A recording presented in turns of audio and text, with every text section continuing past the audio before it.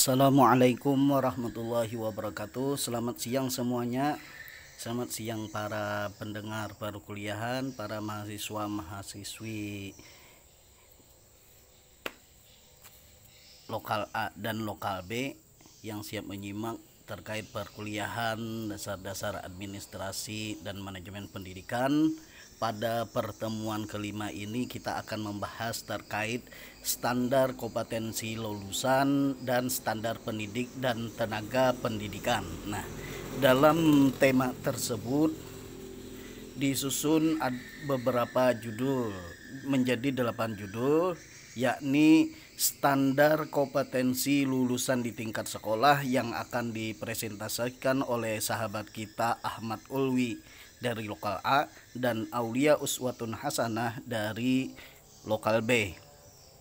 Selanjutnya presentasi terkait standar pendidik disampaikan oleh Ahmad Zaki Mubarak dan Awaliyah Sapitri.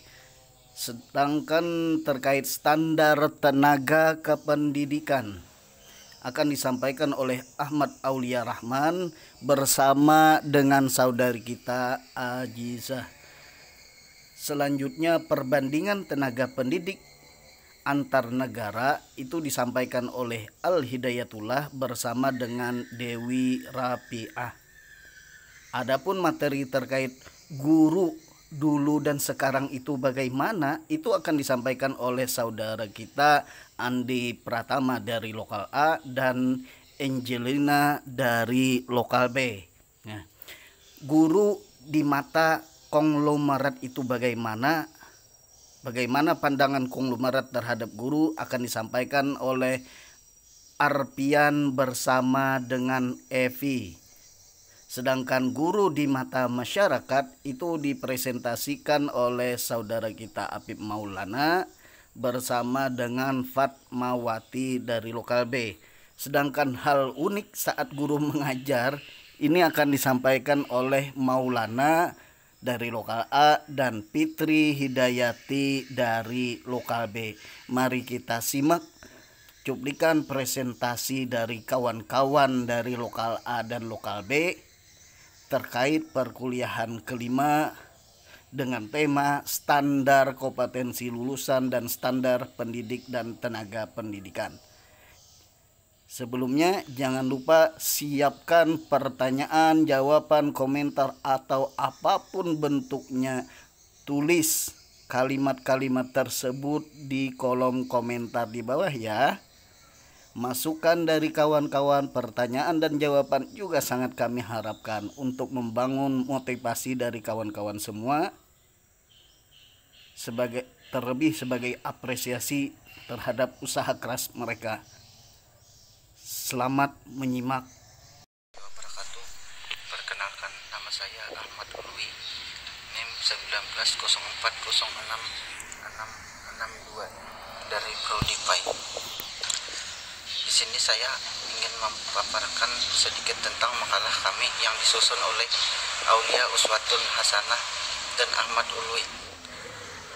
Baiklah, langsung saja kita masuk ke materi pembahasan yang berjudul standar kompetensi lulusan tingkat sekolah. Oke.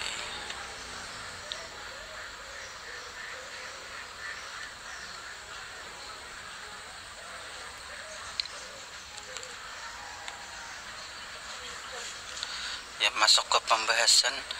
Pengertian standar kompetensi lulusan.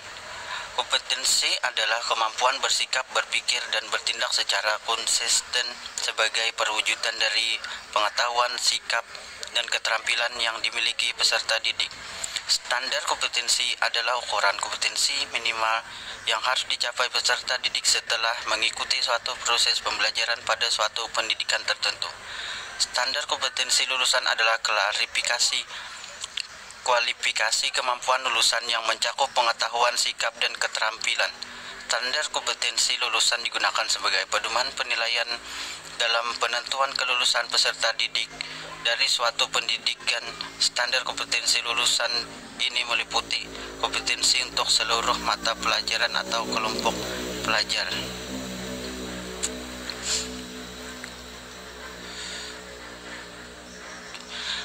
berdasarkan Permendiknas nomor 24 tahun 2006 tentang standar kompetensi lulusan Prayitno 2009 dijelaskan bahwa standar kompetensi lulusan meliputi standar kompetensi lulusan satuan pendidikan dasar dan menengah atau SKLSP, standar kompetensi lulusan kelompok mata pelajaran atau SKLKMP, dan standar kompetensi lulusan mata pelajaran atau SKLMP. Standar kompetensi lulusan untuk mata pelajaran tertentu merupakan akumulasi dari standar kompetensi atau SK dan kompetensi dasar KD dan pembelajaran yang dimaksud. B. Ruang lingkup standar kompetensi lulusan. 1. Standar kompetensi lulusan satuan pendidikan. Standar kompetensi lulusan satuan pendidikan adalah kualifikasi kemampuan lulusan mencakup sikap pengetahuan dan keterampilan yang digunakan sebagai pedoman penilaian dan penentuan kelulusan peserta didik dari satuan pendidikan. A. SDME, SDLB atau paket A, menjalankan ajaran agama yang dianut sesuai dengan tahap perkembangan anak, mengetahui aturan-aturan sosial yang berlaku dalam lingkungannya, menunjukkan kemampuan berpikir logis, kritis, dan kreatif dengan bimbingan guru atau pendidik.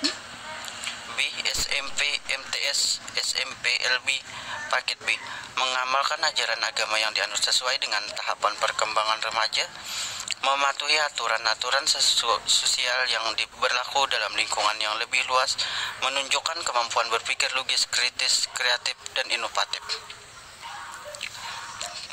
C.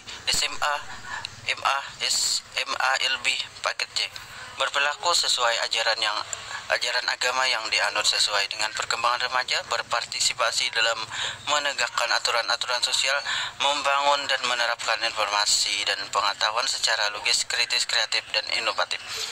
Di SMK MAK, berperilaku sesuai dengan ajaran agama yang dianut sesuai dengan perkembangan remaja, berpartisipasi dalam penegakan aturan-aturan sosial, membangun dan menerapkan informasi dan pengetahuan secara logis, kritis, kreatif, dan inovatif.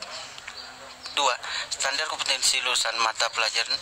Standar kompetensi kelompok mata pelajaran SKKMP adalah kualifikasi kemampuan minimal peserta didik yang menggambarkan penguasaan sikap, pengetahuan, dan keterampilan yang diharapkan dapat dicapai pada setiap tingkat dan semester kelompok mata pelajaran tertentu. A. Agama dan akhlak mulia. SDME, SDLB, paket A, menjalankan ajaran agama yang dianut sesuai dengan tahap perkembangan anak, menunjukkan sikap jujur dan adil, mengenal keberagaman agama, budaya, suku, ras, dan golongan sosial ekonomi sekitarnya.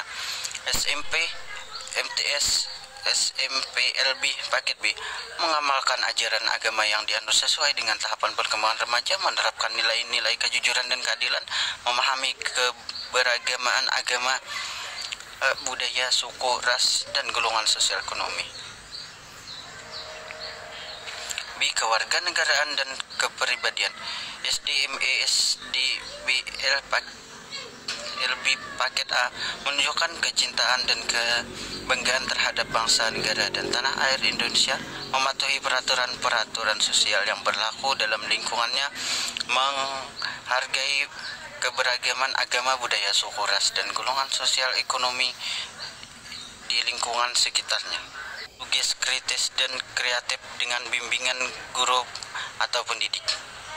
B. SMP, MTS, SMP, LB, paket B, mengamalkan ajaran agama yang dianut sesuai dengan tahapan perkembangan remaja, menerapkan nilai-nilai kejujuran dan keadilan, memahami keberagaman agama, budaya, suku, ras, dan golongan sosial ekonomi. B. Kewarganegaraan dan kepribadian. Apa sih tujuan dari standar kompetensi lulusan? Nah, Tujuan dari standar kompetensi lulusan itu sendiri adalah sebagai acuan utama pengembangan standar isi, standar proses, standar penilaian pendidikan, standar pendidik dan tenaga kependidikan, standar sarana prasarana, standar pengelolaan, dan standar pembiayaan. Agar apa? Agar kriteria kualifikasi peserta didik yang diharapkan dapat dicapai setelah menyelesaikan masa belajarnya di satuan pendidikan. Nah, selanjutnya adalah kesimpulan. Jadi, kesimpulannya adalah kriteria lulusan siswa dirumuskan dalam standar kompetensi lulusan merupakan bagian dari komponen standar nasional pendidikan yang terdapat pada PP nomor 19 tahun 2005 yang menyebutkan bahwa kualifikasi kemampuan lulusan mencakup sikap, pengetahuan, dan keterampilan. Nah, jadi demikian pemaparan makalah dari kelompok 8. Salah hilap mohon maaf. Assalamualaikum warahmatullahi wabarakatuh. Perkenalkan, nama saya Ahmad Zaki Mubarak dengan NIM 19040663. Nama saya Awalesa Fitri, NIM 1904067222. Di video kali ini kami akan mempresentasikan isi makalah kami dari kelompok 9 yang berjudul Standar Pendidik, yang mana video ini adalah salah satu tugas dari mata kuliah Administrasi Manajemen Pendidikan yang diampu oleh dosen Syahrani SPDI MM. Langsung saja kita masuki pembahasan, yaitu standar pendidik. Yang pertama, pengertian pendidik. Kata pendidik berasal dari kata didik, artinya memelihara, merawat, dan memberi latihan agar seseorang memiliki ilmu pengetahuan seperti yang diharapkan tentang sopan santun, akal budi, akhlak, dan sebagainya. Selanjutnya dengan penambahan awalan pe hingga menjadi kata pendidik, artinya orang yang mendidik. Kemudian standar pendidik menurut peraturan pemerintah,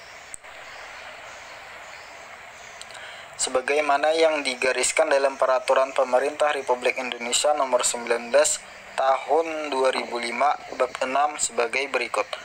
Bagian ke-1, pendidik. Pasal 28. Pada ayat 1, pendidik harus memiliki kualifikasi akademik dan kompetensi sebagai agen pembelajaran, sehat jasmani dan rohani, serta memiliki kemampuan untuk mewujudkan tujuan pendidikan nasional. Ayat 2. Kualifikasi akademik sebagaimana dimaksud pada ayat 1 adalah tingkat pendidikan minimal yang harus dipenuhi oleh seorang pendidik yang dibuktikan dengan ijazah atau sertifikat keahlian yang relevan sesuai ketentuan perundang-undangan yang berlaku.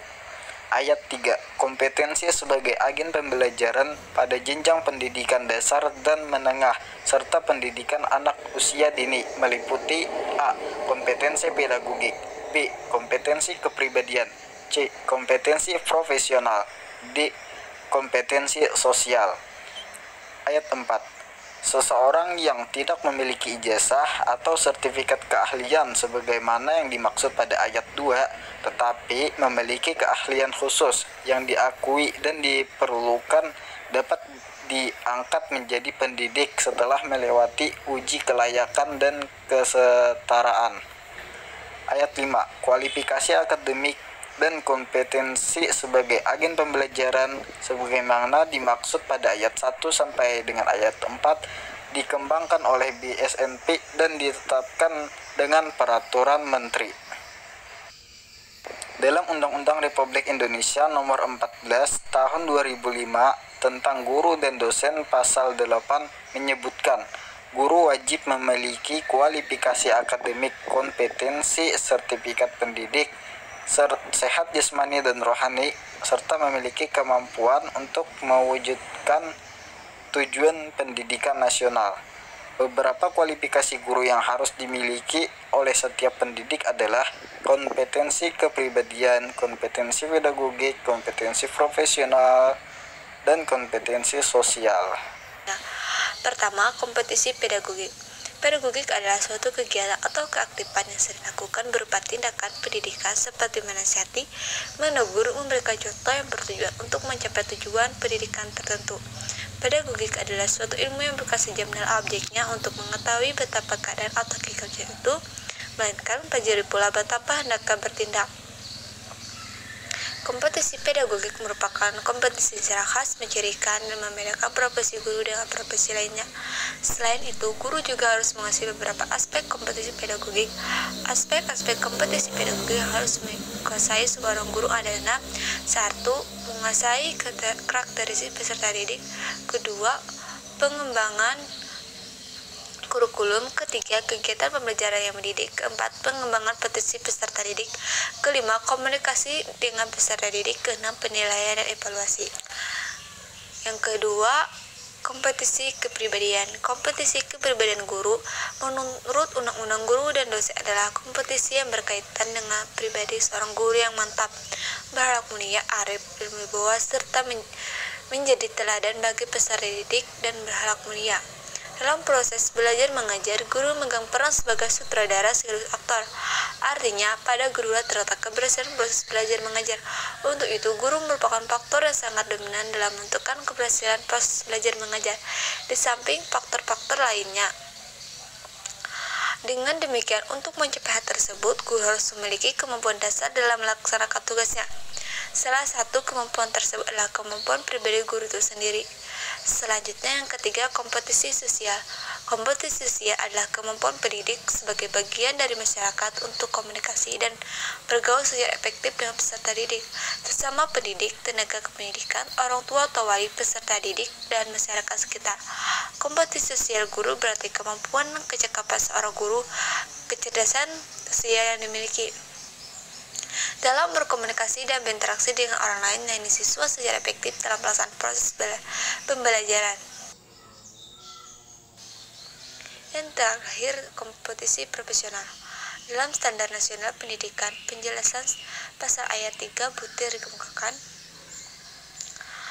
bahwa yang dimaksud kompetisi profesional adalah kemampuan penguasaan materi pembelajaran secara luas dan mendalam, yang memungkinkan pembimbing peserta didik memenuhi standar kompetisi yang ditetapkan dalam Standar Nasional Pendidikan. Demikian pemaparan materi dari kami kelompok 9. Wassalamualaikum warahmatullahi wabarakatuh.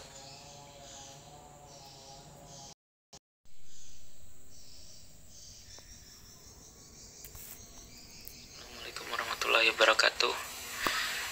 Kami dari kelompok 10 ingin mempresentasikan makalah kami yang berjudul Standar Tenaga Kependidikan. Sebelumnya, apa itu yang dimaksud dengan tenaga kependidikan? Mulai dari pengertiannya, kata pendidikan berkenaan dengan bidang pekerjaan mendidik. Kata ini berasal dari kata pendidik yang mendapat awalan ke dan akhiran an, yang artinya yaitu proses atau kegiatan mendidik. Dalam konteks pendidikan di Indonesia, kata pendidikan berarti sama dengan menunjuk kata keguruan dan ilmu pendidikan. Sehingga apabila kita kaitkan dengan pengertian tersebut dengan tenaga pendidikan, berarti orang-orang yang terlibat dalam proses kegiatan pendidikan. Lalu, dari Undang-Undang Nomor 20 Tahun 2003 tentang Sistem Pendidikan Nasional, pada pasal 1 ayat 5 dan 6, yang dimaksud dengan tenaga kependidikan adalah anggota masyarakat yang mengabdikan diri dan diangkat untuk menunjang penyelenggaraan pendidikan. Seorang tenaga pendidikan dalam suatu pendidikan diangkat dan didayagunakan untuk menjalani tugas-tugas yang sesuai dengan bidang dan keahliannya masing-masing dan mendukung semua program yang disusun oleh kepala sekolah demi tercapainya sebuah tujuan dengan efektif dan efisien. Selanjutnya, tenaga kependidikan itu meliputi kepala sekolah, pengawas satuan pendidikan, tenaga administrasi, tenaga kepustakaan, tenaga laboratorium teknisi, pengelolaan belajar, dan tenaga kebersihan. Jadi, tenaga pendidikan adalah anggota masyarakat yang mengabdikan diri dan juga diangkat untuk menunjang penyelenggaraan pendidikan. Kemudian, Klasifikasi tenaga kependidikan sebagaimana yang tercantum dalam Undang-Undang Republik Indonesia Nomor 20 Tahun 2003 yang mengatur tentang sistem pendidikan nasional yang disebutkan sebagai berikut. Yang pertama yaitu Kepala Satuan Pendidikan. Kepala Satuan Pendidikan adalah orang yang diberi wewenang dan tanggung jawab untuk memimpin institusi dan satuan pendidikan. Yang termasuk di sini yaitu rektor, kepala sekolah, direktur, ataupun istilah yang lainnya. Yang kedua yaitu pendidik. Pendidik adalah tenaga kependidikan yang berpartisipasi dalam penyelenggaraan pendidikan dengan tugas khusus sebagai profesi pendidik. Termasuk dalam tenaga kependidikan ini ada yaitu guru, dosen, konselor, pengawas, pemulung belajar, widyaswara, tutor, fasilitator, ustaz, maupun sebutan lain yang berlaku di masyarakat. Yang ketiga yaitu tenaga kependidikan lainnya. Tenaga kependidikan lainnya adalah orang yang berpartisipasi dalam penyelenggaraan pendidikan pada satuan pendidikan atau institusi walaupun tidak secara langsung terlibat dalam proses pendidikan. Tenaga kependidikan ini adalah wakil kepala sekolah, pustakawan, laboran tata usaha, pelatih ekstrakurikuler, maupun petugas keamanan. Kita beralih pada materi berikutnya, yaitu tentang standar tenaga kependidikan. Apa sih standar tenaga kependidikan itu?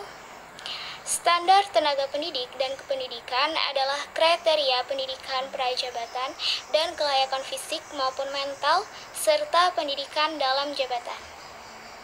Mengenai standar kependidikan, pada pasal 35 dinyatakan bahwa standar untuk setiap jenis tenaga kependidikan sebagaimana dimaksud pada ayat 1 oleh BSNT dan ditetapkan dengan peraturan menteri. Berikut ketentuan-ketentuannya. A. Pada pasal 36 tentang kualifikasi, kompetensi, dan sertifikasi sesuai bidang masing-masing. B. Pada pasal 37 tentang persyaratan kualifikasi, kompetensi, dan sertifikasi. C. Pada pasal 38 tentang kriteria kepala sekolah SD atau MI, SMP atau MTS, SMA atau MA, SMK atau MAK, SDLB, SMPLB, SMALB. D. Pada pasal 39 tentang pengawasan pendidikan formal, kriteria pengawas. E. Pada pasal 40 tentang pengawasan pendidikan nonformal. F. Pada pasal 41 tentang syarat kompetensi penyelenggaraan pembelajaran. Standar ini disusun dan dikembangkan oleh keputusan Menteri Pendidikan Nasional. Pendidik maupun tenaga kependidikan harus memiliki kualifikasi akademik dan kompetensi sebagai agen pembelajaran, sehat jasmani dan rohani, serta memiliki kemampuan untuk mewujudkan tujuan pendidikan nasional. Kualifikasi akademik yang dimaksudkan ini adalah tingkat pendidikan minimal yang harus dipenuhi oleh seorang pendidik dan tenaga kependidikan yang dibuktikan dengan ijazah dan sertifikat keahlian yang relevan sesuai dengan ketentuan perundang-undangan yang berlaku. Kompetensi sebagai agen pembelajaran pada jenjang pendidikan dasar dan menengah serta pendidikan anak usia dini meliputi kompetensi pedagogik, kompetensi kepribadian, kompetensi profesional, dan kompetensi sosial. Kemudian, bagi seseorang yang tidak memiliki ijazah dan sertifikat keahlian, tetapi memiliki keahlian khusus yang diakui dan diperlukan, dapat diangkat menjadi pendidik ataupun tenaga kependidikan setelah melewati uji kelayakan dan kesetaraan.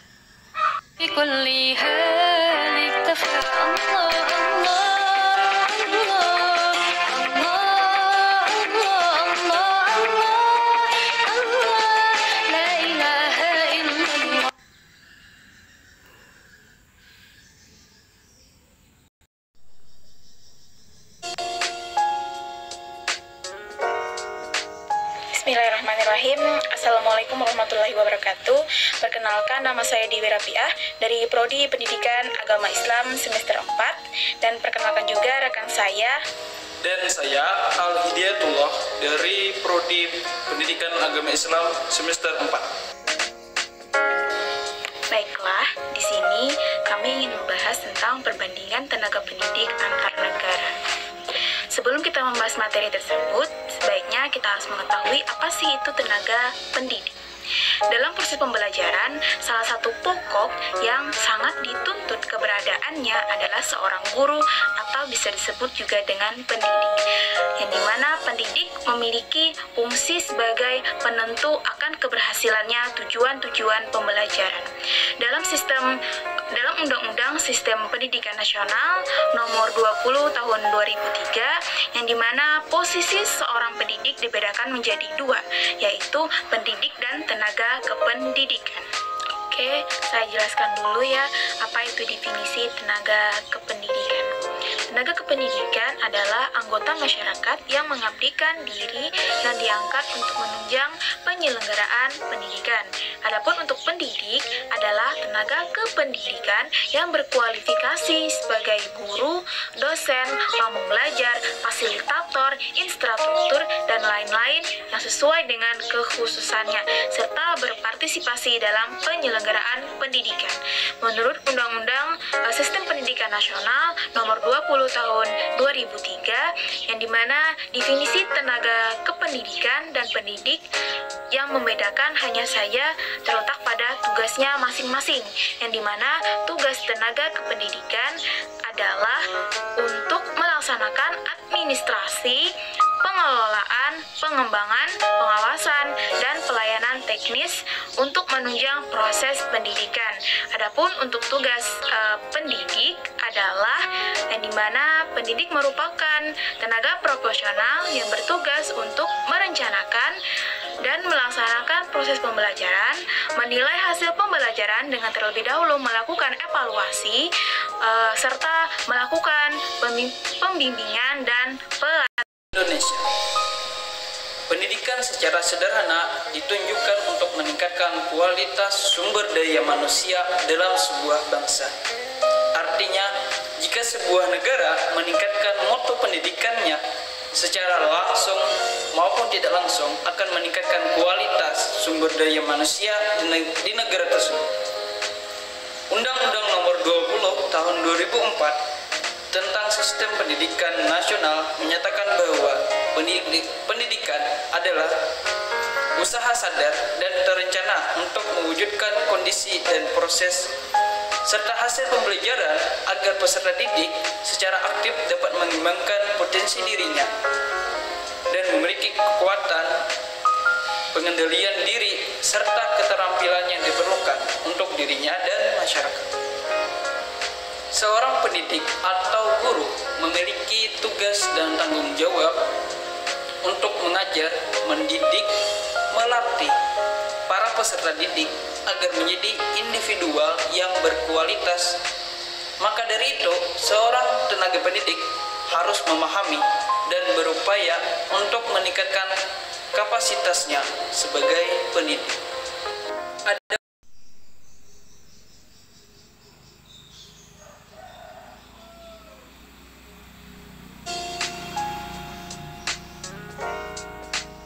Bismillahirrahmanirrahim. Assalamualaikum. Seperti halnya di negara berkembang, Kementerian Pengajaran Malaysia juga memulai berbagai inisiatif kebijakan dan implementasi pada sistem sekolah, mulai dari kurikulum, sistem penilaian, rekrutmen guru, dan berbagai standar lain yang telah ditetapkan. Kita lanjutkan ke pembahasan selanjutnya, yaitu perbandingan tenaga pendidik antar negara. Negara yang pertama yaitu Malaysia. Pendidikan di Malaysia sejak kolonial sampai sekarang sepenuhnya berada di bawah pemerintahan pusat atau federal. Yang diketahui oleh Menteri Pelajaran, secara tradisional, sistem sekolah berdasarkan pola 6, 5, 2, 1, dan 4 tahun, yaitu terdapat 6 tahun pendidikan rendah dan dilanjutkan 5 tahun ke pendidikan menengah. Kedua tingkat ini adalah pendidikan wajib bagi seluruh masyarakat Malaysia. Sistem pendidikan di Malaysia mempekerjakan 400.000 guru yang mengajar di tingkat dasar dan menengah sebesar 69% adalah guru perempuan. Guru ditetapkan sebagai teladan juga berimplikasi langsung bahwa dia juga seorang individu yang memiliki berbagai nilai-nilai yang dipahami dan dianutnya. Isu pengembangan karakter guru dan seperti apa pendidikan karakter yang diterapkan di sekolah harus menjadi isu sentral dalam pendidikan moral di Malaysia. Dunia pendidikan saat ini menjadi penentu perkembangan sebuah negara. Mengapa? Karena guru, fasilitas penunjang maupun kualitas pendidikan sangat menentukan, mengingat pendidikan merupakan kunci mencipta sumber daya manusia yang berkualitas, kreatif, inovatif, dan mampu bersaing di negara lain. Negara yang kedua yaitu negara Singapura. Dengan skor 0,768, Singapura tidak hanya memiliki salah satu sistem pendidikan yang berkualitas terbaik di ASEAN, tetapi juga berstandar dunia. Saat ini, negara kepulauan tersebut menempati posisi ke-9 dalam Indeks Prestasi Pendidikan atau UNESCO. Namun, di tahun 2013, silam tercatat 1,3% murid sekolah yang gagal menuntaskan pendidikan. Pengembangan sistem pendidikan di Singapura adalah konsistensi dan konsekuensi pemerintahan Singapura atau bisa juga disingkat dengan MOA. Mengimplementasikan dengan sangat baik rancangan kurikulumnya. Konsistensi tersebut ditujukan antara lain pada saat menentukan jenjang pendidikan lanjutan bagi siswa yang dilakukan dengan sistem seleksi yang sangat ketat dan berkualitas agar benar-benar sesuai dengan bakat dan kemampuannya. Pengembangan kurikulum di Singapura juga bersifat utuh dan seimbang antara dimensi hard skill dan soft skill. MUA juga senantiasa memastikan keseimbangan, ketelitian, relevansi, dan respon kurikulum dalam memenuhi kebutuhan abad ke-21. Konsistensi dan konsekuensi itulah yang menjadi faktor penjamin pendidikan di Singapura untuk mencapai sebuah keunggulannya. 3. Finlandia, salah satu negara yang dapat dijadikan acuan di bidang pendidikan, antara lain Finlandia. Pendidikan di negara Finlandia dikenal termasuk sistem pendidikan terbaik yang ada di dunia. Di negara Finlandia, pada tingkat perguruan tinggi untuk calon tenaga pendidik sudah memiliki sekolah praktek yang nantinya sebagai tempat mahasiswa untuk melakukan internship. Pada proses internship, mahasiswa akan dibimbing oleh guru pendamping. Tugas dari guru pendamping tersebut melakukan supervisi pada saat mahasiswa melakukan pengajaran di sekolah. Guru pendamping dapat mengontrol dan mengevaluasi hasil praktek mengajar mahasiswa. Tidak hanya pada proses pendidikan calon guru perguruan tinggi, hal ini menjadi kontras perbedaan kualitas pendidikan di Indonesia berbeda dengan Finlandia, yaitu perhatian terhadap pendidikan calon guru secara berkelanjutan.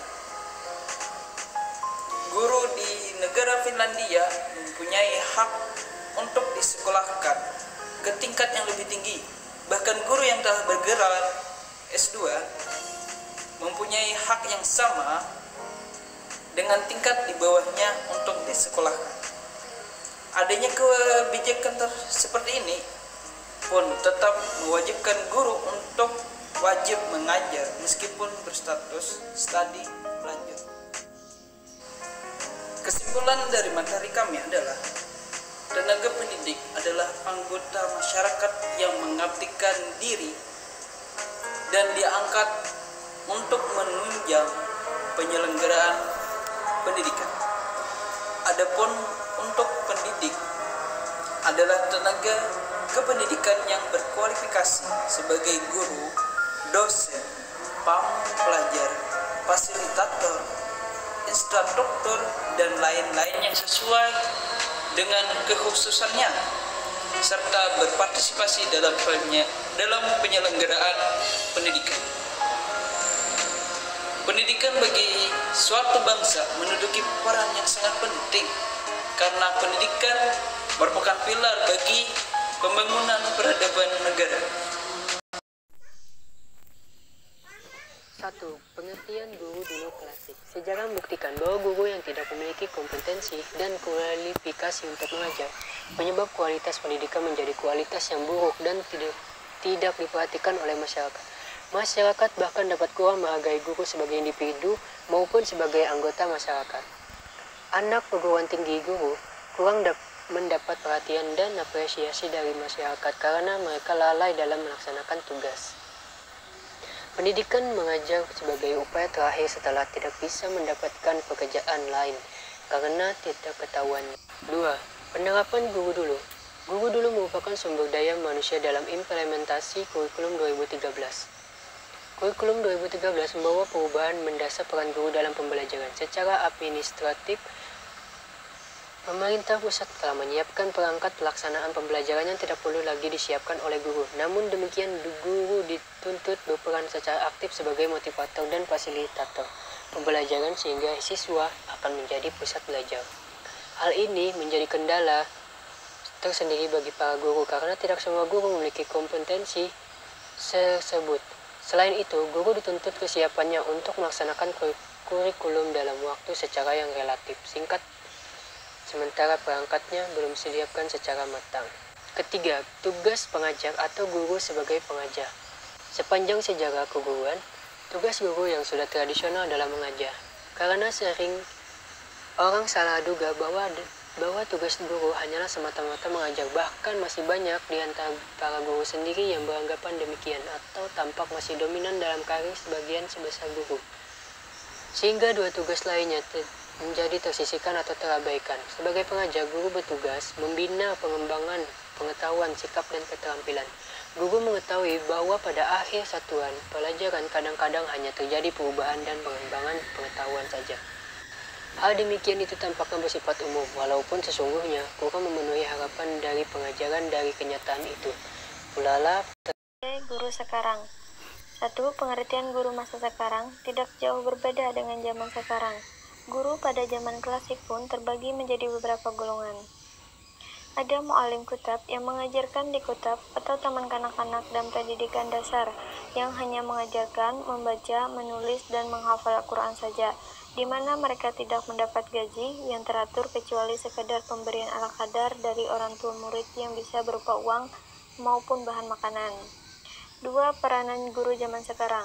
Strategi yang dilakukan oleh guru pada masa sekarang ini, yaitu pembelajaran online, adalah dengan cara membuat grup belajar secara online dan memberikan materi pembelajaran yang memudahkan untuk peserta didik dalam memahami materi yang diberikan. Menurut Milman, penggunaan teknologi digital dapat memudahkan mahasiswa dan dosen melakukan proses pembelajaran. Walaupun mereka di tempat yang berbeda, penggunaan internet saat ini sangat dibutuhkan bagi siswa maupun guru, sehingga bagi siswa yang diberikan materi pembelajaran bisa mencari lebih dalam atau luas informasi melalui gadget atau media informasi lainnya. Pada masa sekarang ini, peserta didik dituntut untuk lebih aktif dan mandiri dalam mencari tahu materi pembelajaran yang diberikan guru untuk menambah wawasan dan informasi secara mendalam. Oleh karena itu, siswa harus lebih pandai dan fokus dalam menguasai ilmu pengetahuan untuk mencapai tujuan mereka.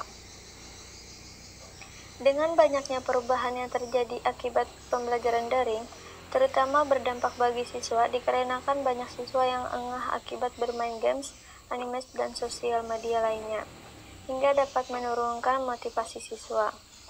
Di zaman modern seperti sekarang ini, contohnya, inovasi adalah suatu kosakata menarik yang dikenal oleh para milenial, yaitu selfie atau berfoto sendiri.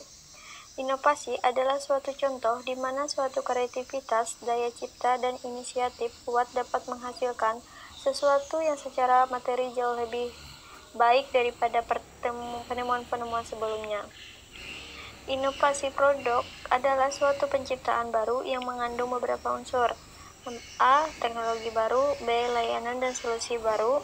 C. Pengalaman baru. D. Proses dan metode baru.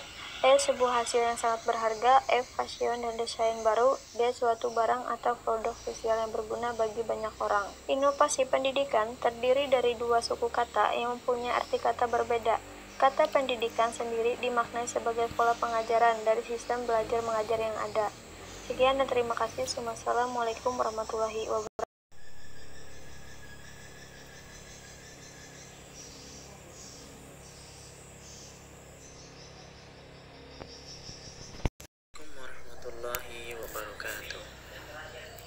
Alhamdulillahirrabbilalamin.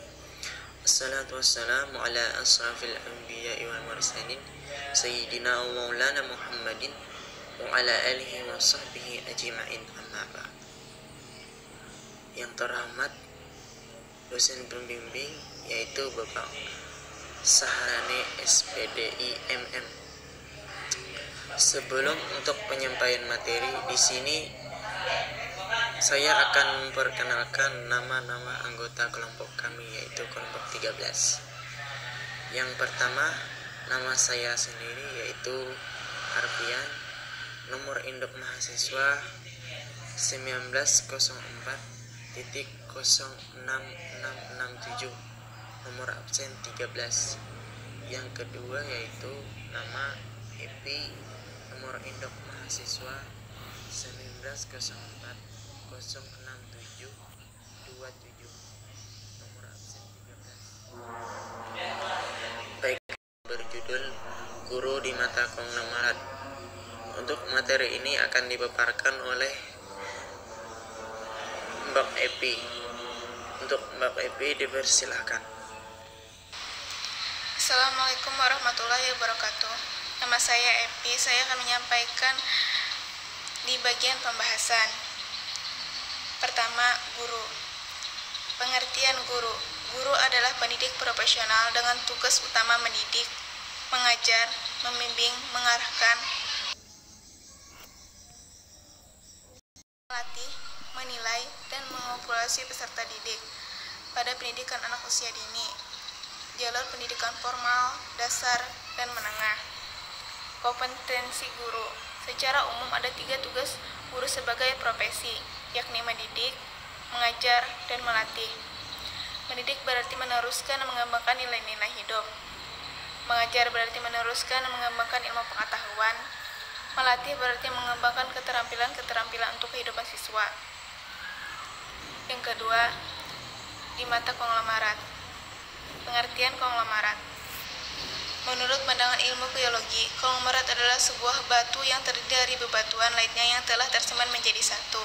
Sedangkan menurut pandangan proses ekonomi dan bisnis, konglomerat ialah merger antara berbagai perusahaan yang menghasilkan berbagai produk yang berbeda-beda, yang satu sama lain tidak ada kaitannya secara langsung. Guru sebagai konglomerat media pembelajaran dalam konteks industri kreatif. Guru dapat disejajarkan sebagai calon dalam industri kreatif. Guru-guru yang kreatif layak disebut sebagai kreator dalam bidang-bidang tertentu, termasuk dalam merancang media pembelajaran. Yang ketiga, guru di mata konglomerat.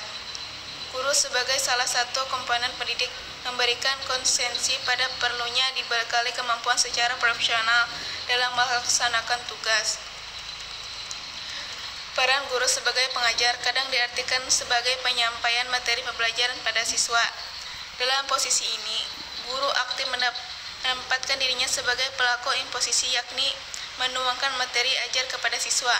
Sedangkan di lain pihak, siswa secara pasif menerima materi pembelajaran yang diberikan tersebut, sehingga proses pembelajaran bersifat monoton. Padahal peran guru sebagai pengajar bukan hanya menyampaikan informasi, tetapi masih banyak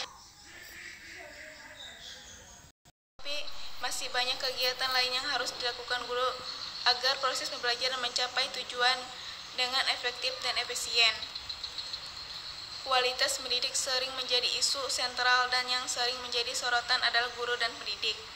Walaupun didasari bahwa sebagai komponen turut mempengaruhi, seperti kurikulum, siswa, dan media pembelajaran. Hal ini sangat dimungkinkan. Guru akan semakin tampak dengan kebijaksanaan dan program pembangunannya.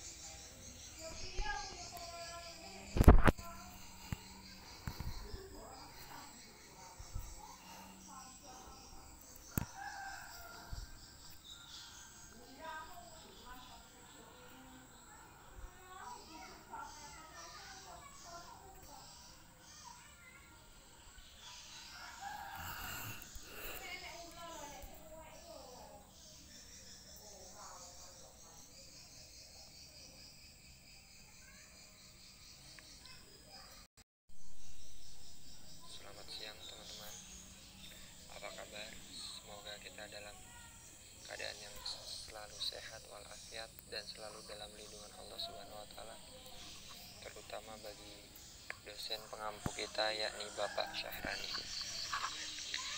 Sebelumnya perkenalkan kami dari kelompok 14.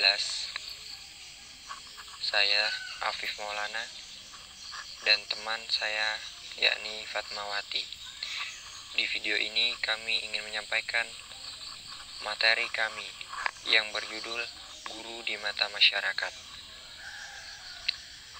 Nah, adapun pembahasan kita kali ini yaitu pengertian guru dan pendidikan, syarat, karakteristik dan fungsi guru, kemampuan dan kompetensi, tugas, peran dan aspek-aspek, hubungan guru dengan masyarakat, pandangan masyarakat terhadap guru, dan strategi orang tua dan masyarakat.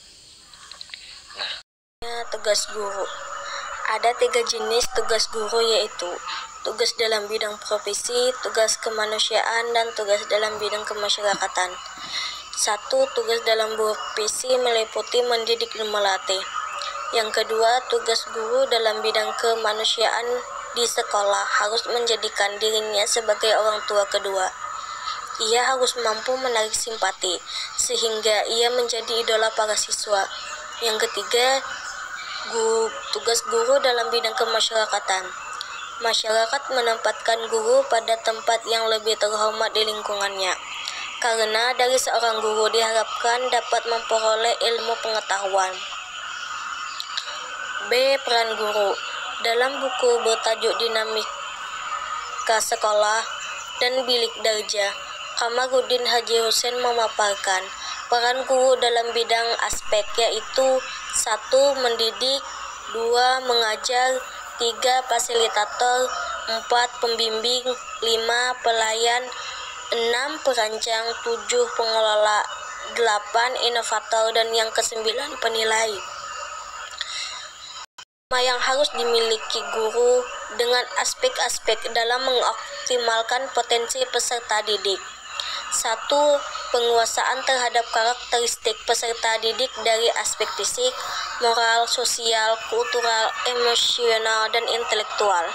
Yang kedua, penguasaan terhadap teori belajar dan prinsip-prinsip pembelajaran yang mendidik. Yang ketiga, mengembangkan kurikulum yang terkait dalam bidang pengetahuan yang diampu dan masyarakat. Dari berbagai pendapat di atas, jelaslah bahwa komitmen efektif adalah sesuatu yang mutlak dilakukan oleh sekolah dalam membentuk karakteristik siswa.